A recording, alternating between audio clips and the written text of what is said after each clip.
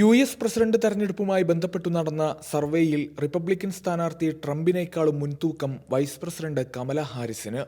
US. President Joe Biden സ്ഥാനാർത്ഥിത്വം പിൻവലിച്ചതിന് ശേഷം നടത്തിയ ആദ്യ സർവേ റിപ്പോർട്ടിലാണ് ഇക്കാര്യം സൂചിപ്പിക്കുന്നത്. റോയിറ്റേഴ്സ് ഇപ്സോസ് സർവേ പ്രകാരം കമല ഹാരിസിന് 44% വോട്ടുകളും ട്രംപിന് 42% വോട്ടുകളും ലഭിച്ചു. ബൈഡൻ സ്ഥാനാർത്ഥിത്വം പിൻവലിച്ച് 2 ദിവസത്തിനകം നടത്തിയ സർവേയുടെ ഫലങ്ങളാണ് റോയിറ്റേഴ്സ് പുറത്തുവിട്ടത്. മുൻപ് നടത്തിയ സർവേയിൽ 44% വോട്ടോടെ ട്രംപും കമല ഹാരിസും ഒപ്പത്തിനൊപ്പമായിരുന്നു.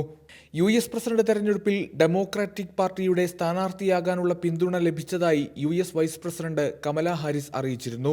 പാർട്ടിയുടെ ഔദ്യോഗിക നാമനിർദ്ദേശം ഉടൻ സ്വീകരിക്കാൻ ആഗ്രഹിക്കുന്നതായും അവർ പ്രസ്താവനയിൽ വ്യക്തമാക്കി. അമേരിക്കക്കാർക്ക് പൂർണ്ണ സ്വാതന്ത്ര്യവും അവകാശങ്ങളും ലഭിക്കുന്നതിന് മുൻപുള്ള കാലഘട്ടത്തിലേക്ക് രാജ്യത്തെ തിരികെ കൊണ്ടുപോകാനാണ് റിപ്പബ്ലിക്കൻ പാർട്ടി സ്ഥാനാർത്ഥി ഡൊണാൾഡ് ട്രംപ് ആഗ്രഹിക്കുന്നതെന്നും കമല ഹാരിസ് കൂട്ടിച്ചേർത്തു. പ്രസ്താവനയുടെ പകർപ്പ് അവർ എക്സിൽ പങ്കുവയ്ക്കുകയും ചെയ്തിരുന്നു.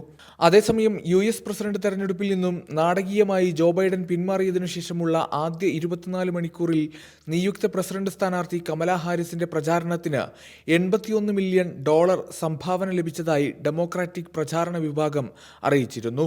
ന്യൂസ് ഡെസ്ക് സുപ്രഭാതം.